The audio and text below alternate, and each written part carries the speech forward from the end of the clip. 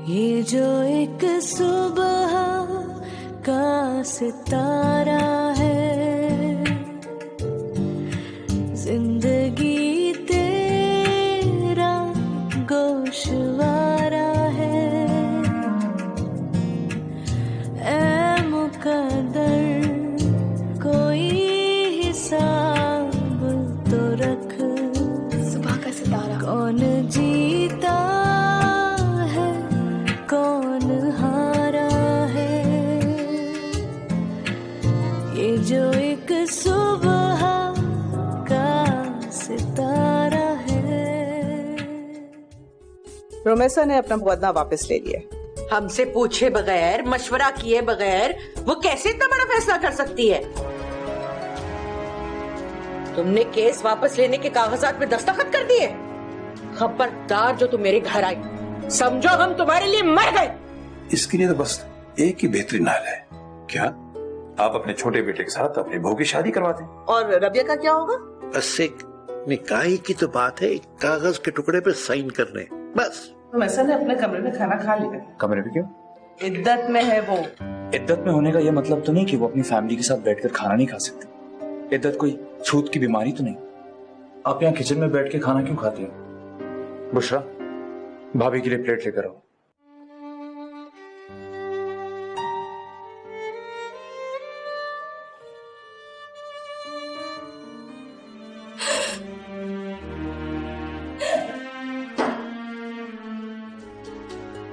अब पता चला हम इसे यहाँ क्यों नहीं बुलाते। मैं नबील की बीवी से शादी नहीं कर सकता।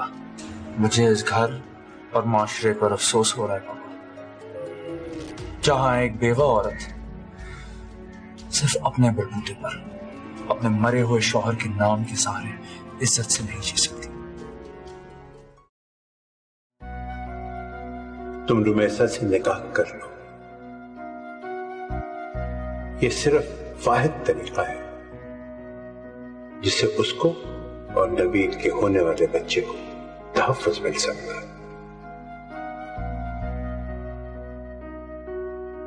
मैं जानता हूं बेटे, ये मुश्किल फैसला है तुम्हारे लिए,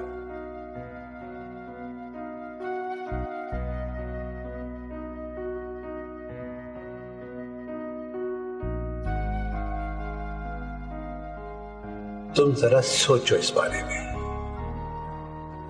तुम्हारा एक मुश्किल फैसला बहुत सी जिंदगियां बचा देगा।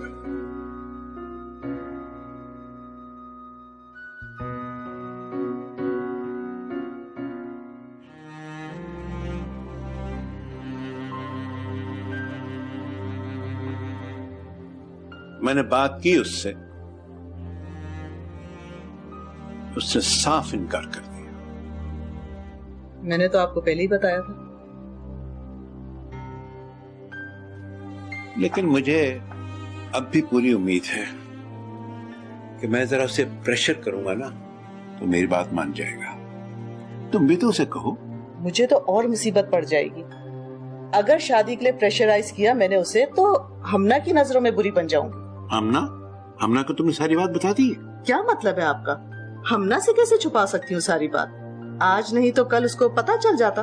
बेल अभी मंडे चढ़ी नहीं और सारे शहर में ढिंढोरा हो गया। और रुमैसा को अगर पता चल गया तो फिर क्या होगा? क्या होगा? खुश होगी। उसने तो कभी सोचा भी नहीं होगा कि उसको इतना अच्छा शौहर दोबारा मिलेगा। मत करो ऐसी बात है। तुम सारा मेरा बना बनाया खेल जो है ना बिगाड़ दोगी।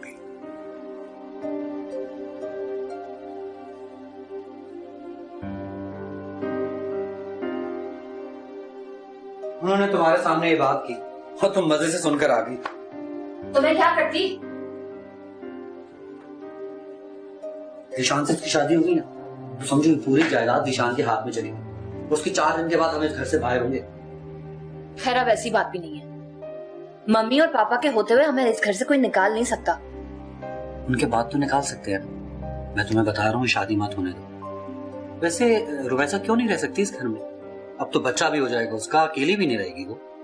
मम्मी और पापा को ये डर है कि कुछ वक्त गुजर जाएगा तो उसकी फैमिली फिर आ जाएगी उसे लेने किसी न किसी बहाने, और फिर जायदाद के सिलसिले में कोर्ट कचहरी शुरू हो जाएगी। तुम मानो ना मानो ये ईशान का मंसूबा खामखा का खौफ और वहम डाल रहा है सबके दिल में।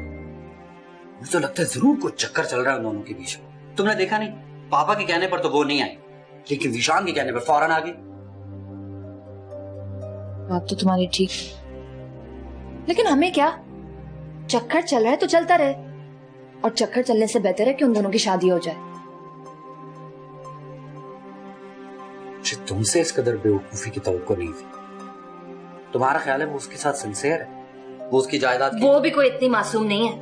अगर जीशान चालाक है तो वो भी कोई कम कनिंग नहीं है। जिसने नबील जैसे मैच्योर आदमी को 4 दिनों में ट्रैप कर दिया, तुम समझते वो इतनी आसानी से सब कुछ जीशान के नाम करके चली जाएगी? कभी नहीं। और अगर चली गई तो तुम्हें क्या टेंशन है? चली गई तो जाने दो।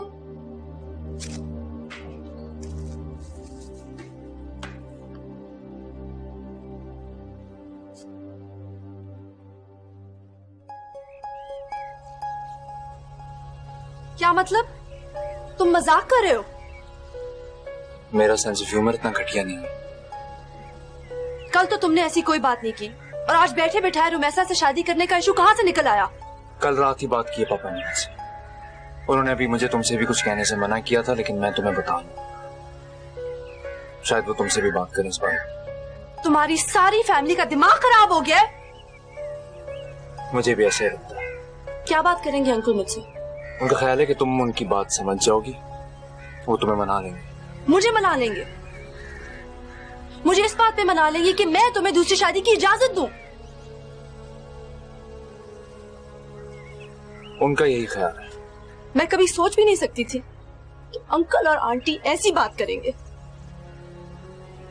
डिस्गस्टिंग। In fact it's unbelievable. मैं खुद सही रात नहीं सोच। इंसानियत की इससे ज्यादा तजलील नहीं हो सकती कि इंसानों को लॉटरी की टिकट की तरह इस्तेमाल किया जाए। और तुम भी इस तजारत का हिस्सा बनोगे? For God's sakes रबिया, मुझे कोई ऐसा वैसा काम करना होता तो मैं तुमसे डिस्कस क्यों करता? मैंने सोचा शायद इसलिए डिस्कस कर रहे हो ताकि मेरी इजाजत मांग सको। मुझे अगर ऐसा काम करना होता तो तुम्हारे पास इजाजत के लिए ना आता। इतना गिरा हुआ नहीं। इंसानों का क्या पता, 2 मिनट में बदल जाते हैं। मैं फिलहाल वापस जा रहा हूँ। अब मैं वीकेंड्स पे कराची नहीं आऊंगा, तो मैसा की देखभाल करना, उनका ख्याल रखना मुझे महंगा पड़ेगा। रुमैसा से बात की अंकल और आंटी ने? वो तैयार हो गई है? मैं नहीं जानता से बात की है, वो तैयार हुई या नहीं हुई है। वो अल्लाह मियां की गाय है, उसकी कोई राय नहीं है। जितना मैं उसके बारे में जानता हूँ, पिछले 8 महीने में वो वही करेगी जो मेरे घर वाले चाहते हैं। उसको जरा सा भी ख्याल नहीं आया कि वो मेरा घर तोड़ने की जिम्मेदार बन रही है। I don't blame her. वो जिस सिचुएशन में है उसमें sense of right and wrong तो सेंस ऑफ राइट और रॉन्ग हर इंसान के पास होता है। ठीक है, उसके साथ बहुत बड़ी ट्रेजेडी हुई है, लेकिन इसका मतलब ये नहीं है कि वो अच्छे बुरे की तमीज बिल्कुल खो दे। वो बच्ची नहीं है कि उसको एहसास नहीं है कि उसके इस कदम से और कितनी जिंदगियां खराब होंगी। मैं फिर भी उसे ब्लेम नहीं कर सकता। वो अपने आप को डिफेंड नहीं कर सकती। उसके साथ घर में जिस तरह का सलूक हो रहा है तुम देख ही रही हो। ऐसे हालात में जो भी हालात हो, मेरी गलती। मुझे जाना ही नहीं चाहिए था उसके पास, उसकी देखभाल करने के लिए। उसकी साइड लेते हुए मैंने खामख्वाह घर में सबको नाराज कर दिया।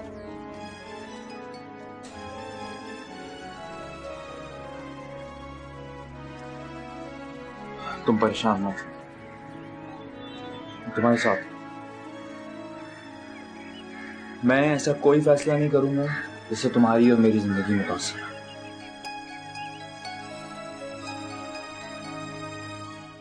मुझे अभी तक यकीन नहीं आ रहा कि पापा ऐसा कुछ कैसे कर सकते हैं यार। तुम्हें तब यकीन आएगा जब ये सब कुछ हो चुका होगा। मैं पापा से बात करूंगा। मैंने इसीलिए तुम्हें सब कुछ बताया है ताकि तुम उनसे जाके बात करो। रुमैसा की शादी अगर जीशान से हो गई तो बैठे बैठाए सारा कुछ जीशान की जेब में चला जाएगा। अब समझ आ रहा है तुम्हें इस तरह की शादी से क्या होने वाला है। मुझे ये समझ नहीं आ रही कि हर चीज में पापा ने जीशान को तरजीह क्यों देनी होती है भाई। मेरे बिजनेस संभालने की बात आई तो भी उन्हें जीशान का ख्याल आया, और अब रुमैसा से शादी होने की बात हो रही है तो भी उन्हें जीशान ही नजर आ रहा है। तो क्या मतलब, तुम उससे शादी करना चाहते हो? नहीं तो जीशान कर सकता तो मैं क्यों नहीं कर सकता? तुम ये बात सोचने की जरूरत भी मत करना यार, सिर्फ निकाह की बात है। और जरा सोचो, करोड़ों की जायदाद का मामला है। अगर जायदाद हमें मिल गई तो हम क्या क्या कर सकते हैं यार। करोड़ों की हो या अरबों की, मैं तुम्हें दूसरी शादी की इजाजत कभी नहीं दूंगी, ये तुम भूल जाओ। तो फिर तुम मुझसे चाहती क्या? कम से कम ये नहीं चाहती कि तुम एक सौकन लाके मेरे सर पर बिठा दो। जाके अपने माँ बाप से बात करो और पता करो कि ये घर में क्या हो रहा है। तो अगर उन्होंने कह दिया कि तुम्हारा इस मामले से क्या ताल्लुक है, तो फिर तुम उनसे कहो कि तुम इस घर के बड़े बेटे हो, तुम्हारे राय की कोई अहमियत है, हर चीज में तुम्हें इग्नोर नहीं कर सकते। अब सब कुछ मैंने ही तुम्हें बताना कि क्या कहना है और क्या नहीं कहना। तुमसे ज्यादा समझदार तो हसन है। क्यों? हसन कैसे ज्यादा समझदार हो गया मुझसे? क्योंकि वो तुम्हारी भाभी के साथ अफेयर चला रहा है। रुमैसा से? और किससे? नहीं यार, ऐसा नहीं हो सकता। क्यों नहीं हो सकता है? मैंने खुद उसे देखा है आधी रात को निकलते हुए रुमैसा के कमरे से। यकीन नहीं आ रहा। मैंने आज तक तुम्हें कोई गलत खबर दी है? यकीन कर लो। तुम्हें मम्मी को बताना चाहिए था, बल्कि मैं खुद मम्मी और पापा से बात करूं। कोई जरूरत नहीं किसी को कुछ कहने की। हम क्यों बुरे बने? अभी अफेयर चल रहा है तो चलने दो। हसन को जरा शर्म नहीं आई ये सब करते हुए। मतलब कम से कम यही सोच लेता था कि नबील की बेवा है यार वो। और उसे देखो, अभी इद्दत का वक्त पूरा भी नहीं हुआ है कि वो शुरू। यही होगा जब घर दामाद रखोगे। हमारी तो कोई वैल्यू ही नहीं है, सारी इज्जत उन्हीं की है। मैं तो जरूर उनकी करतूत बताऊंगा मम्मी और पापा को। और जब वो सबूत मांगेंगे तो वो कहां से लेके आएंगे हम? हसन तो साफ मुकर जाएगा। ये सारा इल्जाम मेरे पे आएगा कि मैं उसको इस घर से निकालना चाहती हूँ।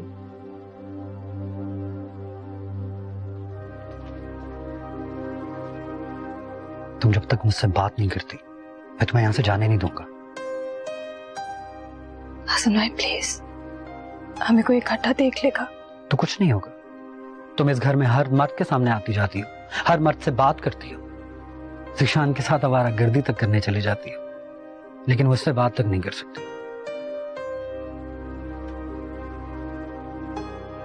तुम जितनी शरीफ बनने की कोशिश करती हो ना, उतनी तुम हो नहीं। ये बात मैं बहुत अच्छी तरह जान गया हूं। मेरे सामने तो तुम सत्य सावित्री बनती हो और अंदर अंदर ज़ीशान के साथ शादी की तैयारियां कर रखी है। आप कैसी बातें कर रहे हैं हसन भाई?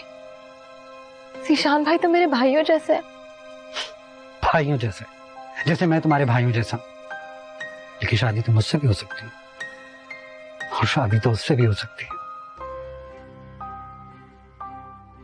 हसन भाई, आपको कोई गलतफहमी हुई है। मैं निकम्मा जरूर हूं, उल्लू नहीं। घर में तुम्हारी और उसकी शादी की बातें हो रही हैं और तुम मेरे सामने यूं मासूम और अनजान बन रही हो जैसे मैं कोई उल्लू का पट्टा हूं। हसन भाई देखो, उसकी दूसरी बीवी बनकर तुम्हें कुछ नहीं मिलेगा। इस घर में रहकर तुम्हारी जिंदगी बर्बाद होगी। मैं तुम्हारे लिए अपनी बीवी बच्ची तक को छोड़ने के लिए तैयार हूं। सोचो, जल्दी में फैसला मत करो। मैं तुम्हें बहुत मोहब्बत दूंगा, नबील से ज्यादा।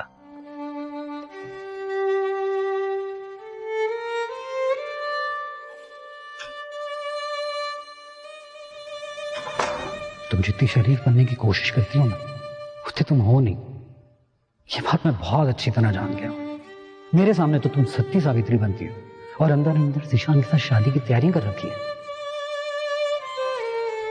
मैंने आखिर और कितनी जिल्लत देखनी है, कितनी बदनसीबी और बदकिस्मती देखनी है। आखिर क्या चीज है जिसके लिए मैं जिए जा रही हूँ।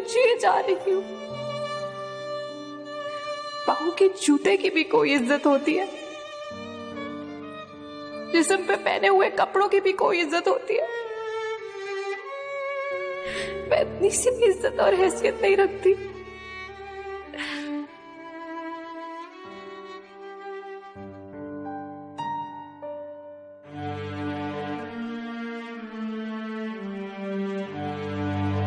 तो फिर मैं मर क्यों नहीं जाती?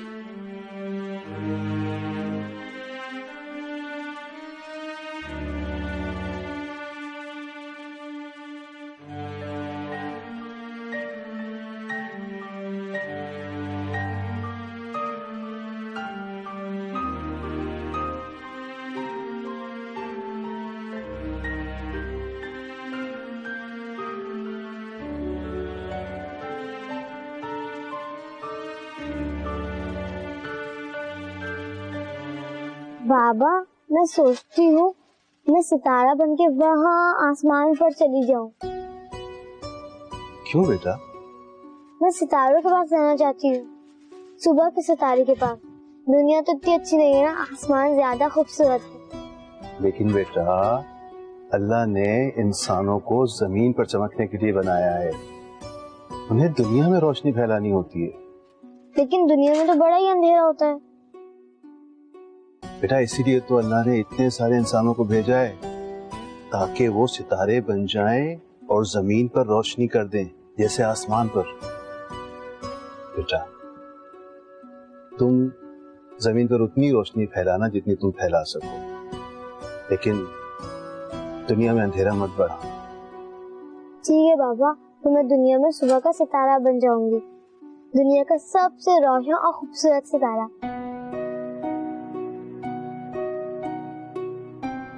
कितने गिन लिए? आपने फिर मुझे गिनती भुला दी। नहीं दो, तुम नहीं गिन सकती। क्यों नहीं गिन सकती? अगर आप मुझे बार बार ना टोकते तो अब तक मैं सारे सितारे गिन चुकी होती, जितने भी आसमान पे हैं। अच्छा, इतनी गिनती आती है तुम्हें?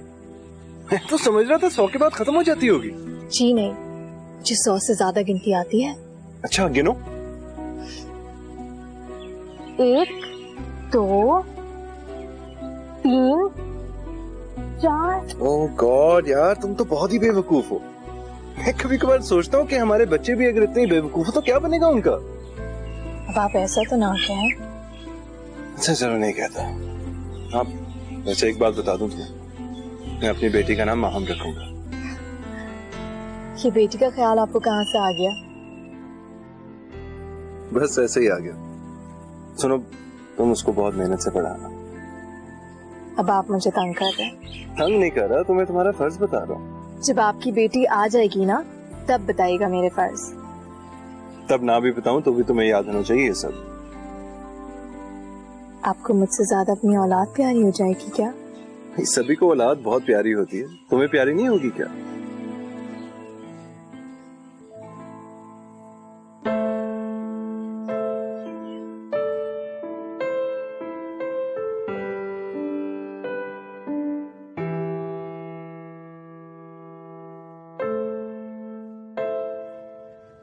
खूबसूरत है।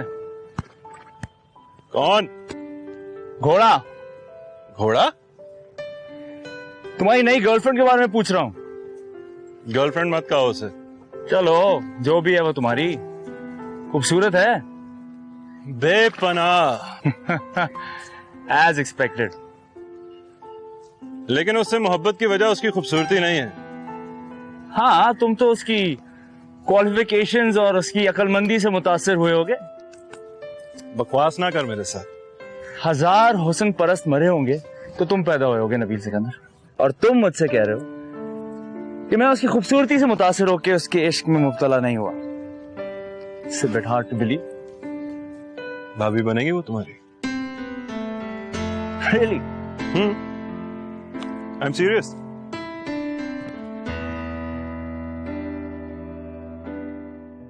हम कभी ये सोच भी नहीं सकते थे कि आप लोग अपने मसाइल का हल हमारी बेटी की जिंदगी के साथ खेलकर निकालेंगे। फैमिलीज में बड़े बड़े क्राइसिस आते रहते हैं और उन क्राइसिस से निकलने के लिए फैमिली बड़ी बड़ी कुर्बानियां देती है। ये कोई नई बात तो नहीं है।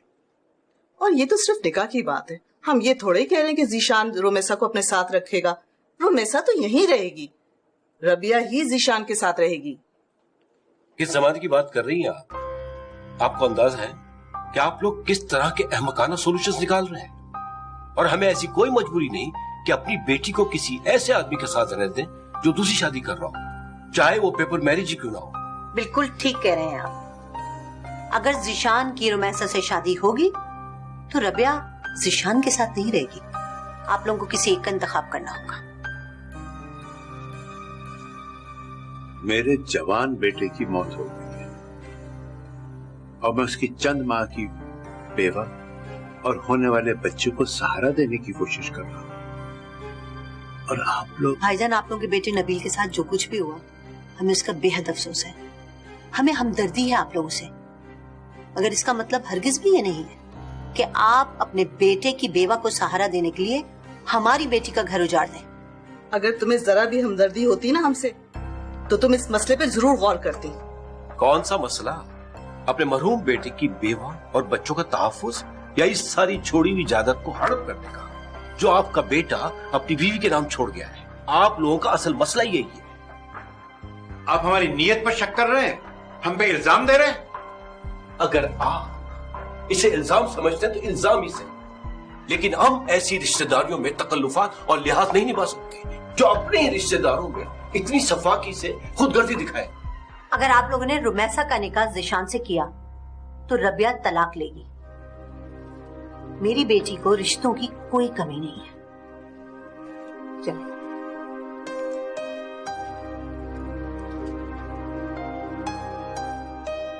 इन लोगों के तेवर देखे आपने? हम पे जैसे चढ़ाई करने आए थे। देख लूंगा। ये तुम्हारी बहन और बहन हुई है। मुझे पहले ये लोग पसंद नहीं थे। मैंने आपसे पहले ही कहा था रबिया और रबिया के घर वाले कभी इस हल को नहीं मानेंगे। अब देख लिया आपने।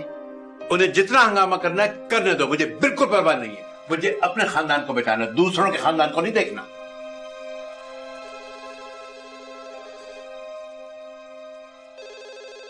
एक तो मैं इस घर में फोन ना उठाऊं तो किसी को ख्याल नहीं आएगा फोन उठाने का।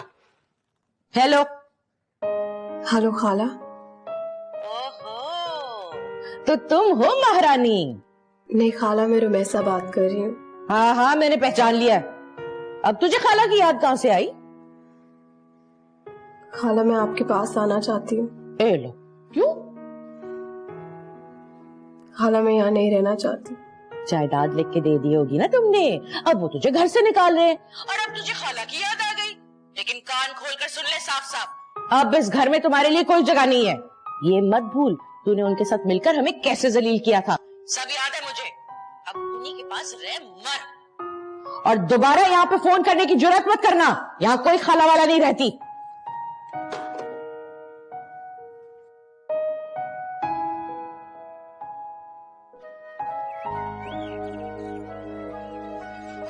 तुम्हारे माँ बाप को इस तरह की बात कहने की जरूरत क्या थी?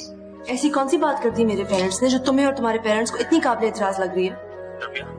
मेरे भाई की डेथ हुई, मम्मी पापा अब तक इस सदमे से बाहर नहीं आए, और तुम्हारे पेरेंट्स उनसे ये कह रहे हैं कि वो लालची हैं, अपनी जायदाद बचाने के लिए मेरी शादी नबील की बेवा से कर रहे हैं। कुछ गलत नहीं कहा उन्होंने, जो फैक्ट्स थे वो बताकर आए हैं। मैं सोच रहा था मम्मी पापा शायद खामखा इस बात को बढ़ा रहे, लेकिन तुमसे बात करने के बाद मुझे अंदाजा हो रहा है कि वो जो कुछ मुझे बता रहे थे बिल्कुल ठीक बता रहे थे। मुझे कम से कम तुमसे ये उम्मीद नहीं थी कि तुम इस तरह अपने माँ बाप की साइड लोगे। मैं उनकी साइड नहीं ले रहा।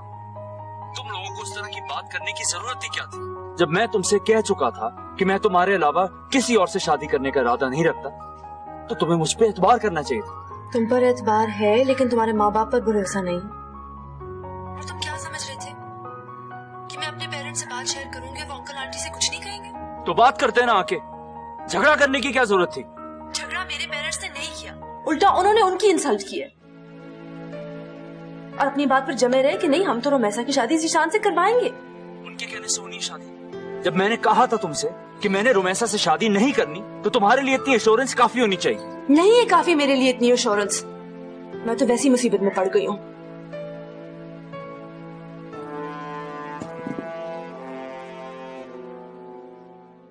बेवकूफी वाली बातें मत करो रुमैसा। अपनी खाला के घर जाके वापस क्या करोगी? तुम खाला के पास जाओ नौशीन, उन्हें मनाओ, उन्हें कहो कि मुझे अपने घर आने दे। मैं नहीं जाऊंगी वहाँ और ना ही तुम्हारी खाला को मनाऊंगी। अगर वो लोग तुम्हारी निशान से शादी करना चाहते हैं तो तुम कर लो। कैसी बातें कर रही हो नौशीन? मैं बिल्कुल ठीक बात कर रही हूँ। उनका निकाह हुआ है और अब यह बहुत अच्छी लड़की है, मैं उनका घर खराब कर दूं? कोई घर खराब नहीं होगा उसका, और वो अगर तुमसे शादी करेगा तो अपनी बीवी से छुपा कर तो नहीं करेगा ना। अगर उसकी बीवी को कोई एतराज होगा तो वो उसे छोड़ देगी, कहीं और शादी हो जाएगी उसकी। दोनों ने मेरा बहुत ख्याल रखा है नौशीन, मैं एहसान फरामोशी नहीं कर सकती। रबिया के हक पे डाका डालूं मैं? तुम किसी के हक पे डाका नहीं डाल रही, और वैसे भी उससे शादी तुम्हारी मजबूरी है। तुमने तो नहीं कहा था ना उससे कि वो तुमसे शादी करे। मैं किसी भी सूरत में उनसे शादी नहीं कर सकती, नबील के अलावा मैं किसी को अपनी जिंदगी का साथी नहीं बना सकती नौशीन। नबील अब नहीं है, तुम्हारी जिंदगी का वो बाब अब खत्म हो गया है। वो मेरी जिंदगी का सबसे खूबसूरत बाब था नौशीन, ऐसे कैसे खत्म हो सकता है? जिंदगी में बहुत से बाब होते हैं, जब तक किताब पूरी ना पढ़ ली जाए इंसान को पता नहीं चलता कि उसका पहला बाब अच्छा था या आखिरी। अगर तुम निशान से शादी कर लोगी तो उसके साथ भी बहुत खुश रहोगी, और हो सकता है कि वो नबील से भी बहुत अच्छा हो। नबील से अच्छा कोई नहीं है मेरे लिए, उनकी जगह कोई भी नहीं ले सकता। उसकी जगह मत दो निशान को, उसके लिए नई जगह बनाओ अपनी जिंदगी में। ये बहुत मुश्किल काम है नौशीन। तुमने अपनी जिंदगी में बहुत से मुश्किल काम पहले भी किए हैं। हाँ, अगर अब मुझ में हिम्मत नहीं है और वो तुम्हारी औलाद का तहफ्फुज़ करेगा बाप की तरह, कोई और शख्स ये काम नहीं कर सकता, और वो नबील की औलाद को अपने भाई की निशानी समझ के अपनाएगा। मुझे तो लगता है ये बच्चा भी मर जाएगा। कैसी फजूल बातें कर रही हो? मैं सही कह रही हूँ, मुझे ऐसा लगता है। तुम्हें गलत लगता है, तुम बहुत वहमी हो गई हो।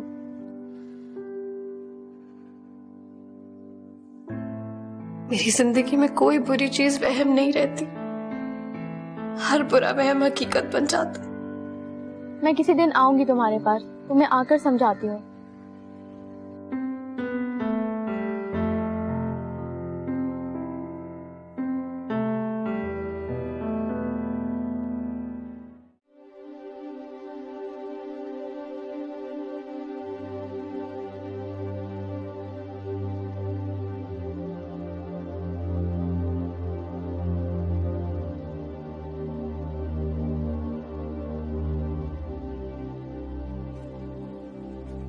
खाना लगा दो। नहीं, मैं खाना नहीं खाऊंगा। मेरे कपड़े निकाल दो, मैं बाहर जाऊंगा। ठीक है।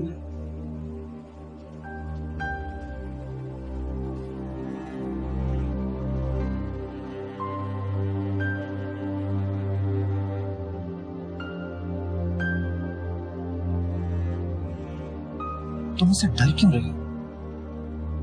मैं तुमसे बात ही कर रहा हूँ, खा तो नहीं जाऊंगा तुम। हेलो, तो मेरी बात सुन रही हो? जी। तुम्हें सब, मैं तुमसे बहुत मोहब्बत करता हूँ। हसन भाई, आप मुझसे इस तरह की बातें मत करें। मैं तुम्हारे लिए सब कुछ कर सकता हूँ। मैं अपनी शादीशुदा जिंदगी से तंग आ चुका हूँ। मैं तुम्हारे साथ अपने नया घर आबाद करना चाहता हूँ। मैं तुम्हारे लिए अपनी बीवी बच्ची सब छोड़ दूंगा। तुम बस एक बार हाँ कह दो। मैं कोई घर बसाना नहीं चाहती हसन भाई, मैं यहीं रहना चाहती हूँ। तुम बेवकूफ हो। तुम नौकरानी बनकर सारी जिंदगी यहाँ गुजारना चाहती हो। मैं तुम्हें ऐसी जिंदगी दूंगा जिसका तुमने कभी तसव्वुर भी नहीं किया होगा। हसन भाई, अब मुझे ऐसी किसी भी जिंदगी की जरूरत और ख्वाहिश नहीं है। मैं फिर भी तुम्हें कहता रहूंगा। मैं जानता हूँ तुम अब इस कैफियत में हो, लेकिन जब तुम इस कैफियत से बाहर आओगी तो तुम्हें मेरी बातें समझ आने लगेंगी।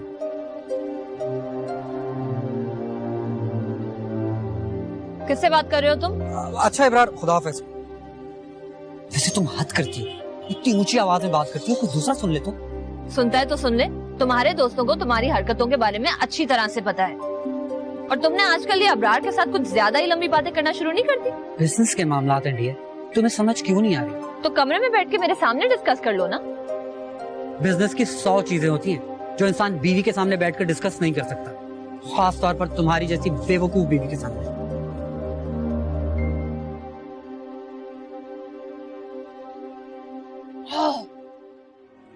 मैं क्या कर सकता हूँ और क्या नहीं है मुझे तुमसे पूछने की जरूरत नहीं है, और तुम अपने बाप को गाइड करने के बजाय अपने लिए कुछ कर सकते हो तो करो। आपने हमेशा मेरे साथ ज्यादती की है, इग्नोर किया है मुझे, पहले नबील के लिए और ज़ीशान के लिए। ये मुझसे ऐसे ड्रामे मत करो। मैंने जो कुछ तुम्हारे लिए किया तुम अच्छी तरह से जानते हो। नबील से पहले मैंने तुम्हें फैक्ट्री में बिठाया था, और तुमने क्या किया था? अकाउंट्स में खबर किया था, दोस्तों से पैसे ले लेके उड़ा दिए थे। ये तो नबील ना होता तो फैक्ट्री कब की बैठ गई होती। इतना माली नुकसान पहुंचा था तुमने मुझे। ये 50 साल पुराने किस्से लेके क्यों बैठ जाते हैं आप?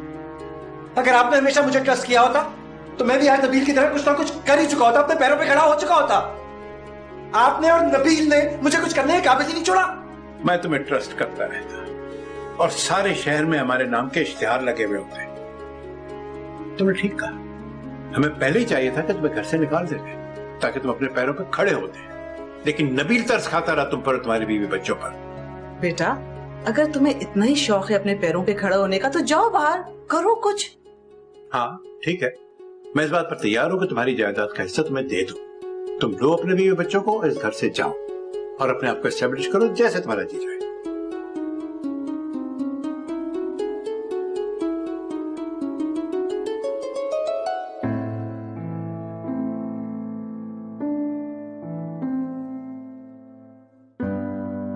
आपने फिर से जराज में इतने सारे पैसे डाल दिए। हाँ, मगर ये तो पैसों से भरी हुई है। तुम खर्च क्यों नहीं करते? खर्च करना शुरू कर दोगी तो खाली हो जाएगी दराज।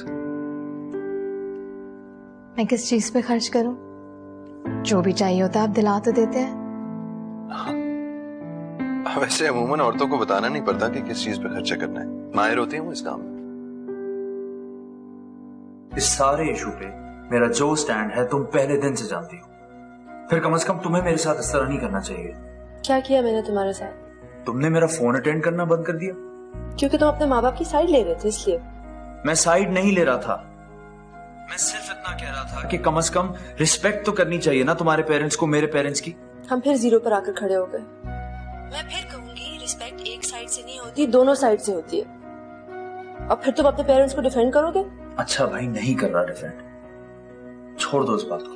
तुम्हारे और मेरे दरमियान अब एक इशू के अलावा और कोई बात नहीं है। रबिया प्लीज, मैं 4 माह के लिए कोर्स पे जा रहा हूँ, अगर तुमने इसी तरह का मूड रखा तो मैं भी वहां परेशान ही रहूंगा ना।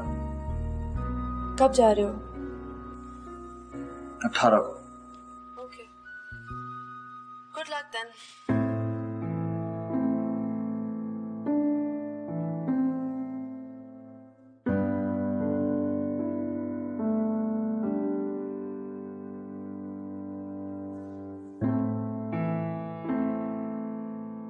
अगर नबील जिंदा होते तो आज मैं उनके साथ यहाँ होती, वो बच्चे के बारे में बात कर रहे होते और मैं मुस्कुरा रही होती। पता है रूमी, जब हमारा बच्चा होगा ना तो मैं उसे खूब टाइम दिया करूंगा, हर चीज उसे खुद सिखाऊंगा, स्विमिंग, हॉर्स राइडिंग, बल्कि स्टडीज भी। आप तो इतने मसरूफ होते हैं, वक्त निकाल लेंगे? मैं इतना मसरूफ थोड़ी रहूंगा कि मेरा बच्चा मेरी शक्ल ही भूल जाए और तुम्हें उसको मेरी तस्वीरें दिखाने पड़े कि ये तुम्हारा बाप है।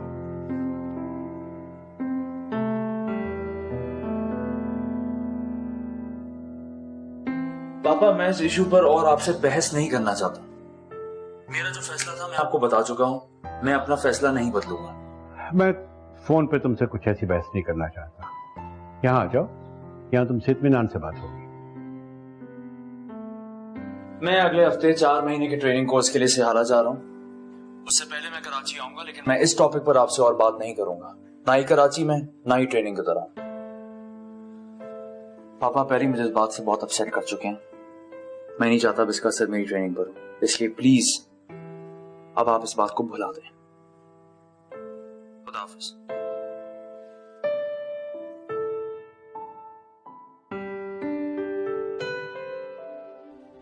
बस यही बात हुई है उनसे आज मेरी, जो मैं तुम्हें बता दी है,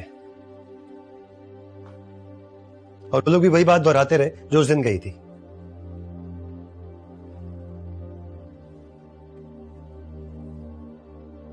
सोच रहा हूं जायदाद में से अपना हिस्सा लेके अलग ही हो जाते हैं यार।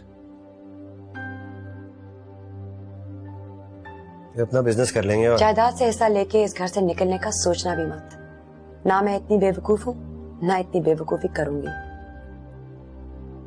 इसमें बेवकूफी की कौन सी बात है? तुम नहीं चाहती हमारा अपना बिजनेस हो? प्लीज अपने बिजनेस के लारे मुझे मत दो। तुम्हारे माँ बाप और खानदान वाले तुम्हें इस घर से दूध से मक्खी की तरह निकाल कर फेंकना चाहते हैं और तुम उनके हाथों बेवकूफ बनने के लिए तैयार बैठे हो। हम क्यों इस घर को छोड़ के जाएं?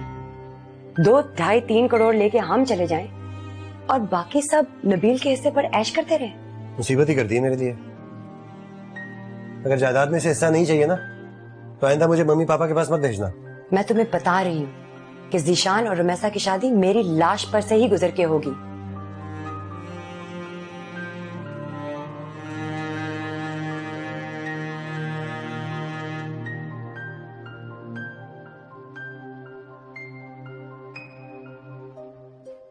तुम मेरी कॉल क्यों नहीं रिसीव कर रही?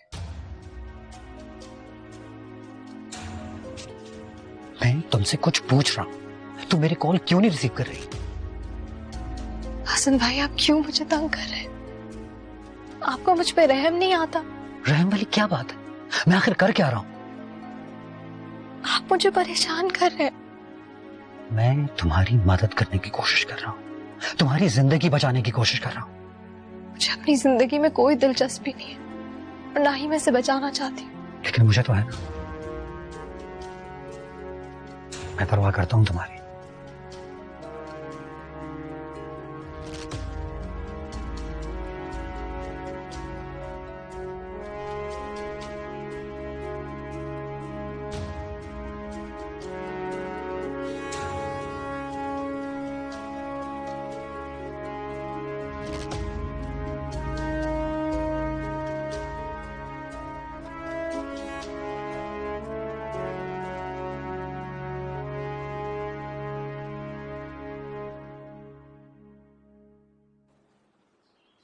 तुम्हें क्या हुआ है? तुम ऐसे चक्कर क्यों काट रहे हो? मुझे क्या होना है, लेकिन इस घर में बहुत कुछ हो रहा है। क्या मतलब? मैं ऊपर किसी काम से गया था, तुम्हारे भाई और भाभी को बड़ी खुशखबरियां करते हुए देखा। तो उसमें हैरानी की क्या बात है? वलीद तैयबा की बात नहीं कर रहा, जीशान और रुमैसा की बात कर रहा। क्या मतलब? क्या कहना चाह रहे हो? I don't understand. बड़े रोमांटिक अंदाज में बातें हो रही थी दोनों के बीच में। मुझे देख के दोनों का रंग उड़ गया।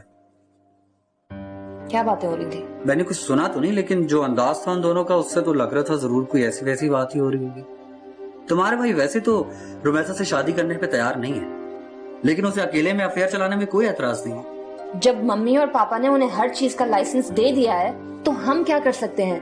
तुम्हारी भाभी तो सारा दिन यूं एक्टिंग करती फिरती है जैसे उससे बढ़कर कोई सती सावित्री पैदा ही नहीं हुई। एक्ट्रेस कह लो या कुछ भी, बहरहाल किस्मत बड़ी मेहरबान है उस पे। किस्मत उससे ज्यादा जीशान पे मेहरबान है।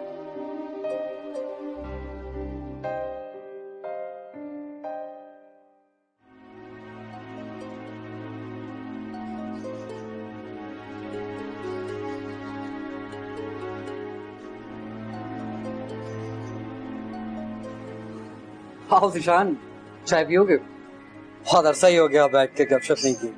नहीं, मुझे भी किसी जरूरी काम से बाहर जाना, तुमसे कुछ बातें करनी है।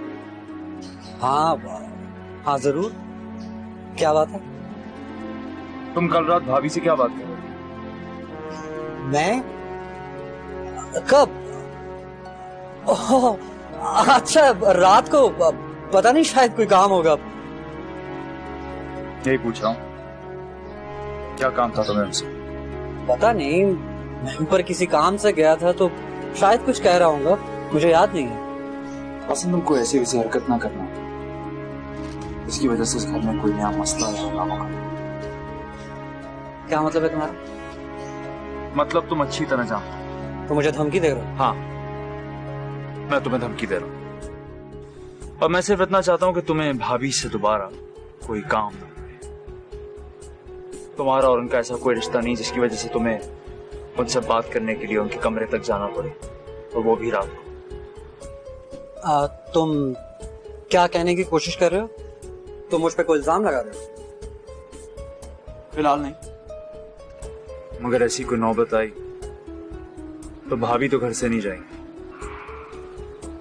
बाकी इस घर से कौन जाएगा ये तुम्हें समझाने की जरूरत नहीं है।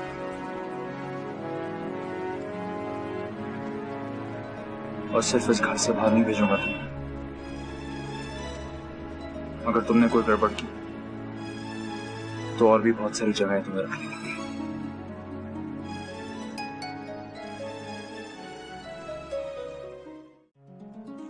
नबील की मौत को भी 1 साल भी नहीं हुआ। और तुम इस घर में शादी का धूम धड़क्का करवाना चाह रहे हो? पापा मैं सिर्फ रुखसती की बात कर रहा हूं। तुम अगर ऐसा करोगे तो मैं तुम्हें इस जायदाद से आग कर दूंगा। अगर तुम अपने माँ बाप से अपना हिस्सा नहीं ले सकते ना तो छोड़ दो मुझे। तुम बहुत मटीरियलिस्टिक हो।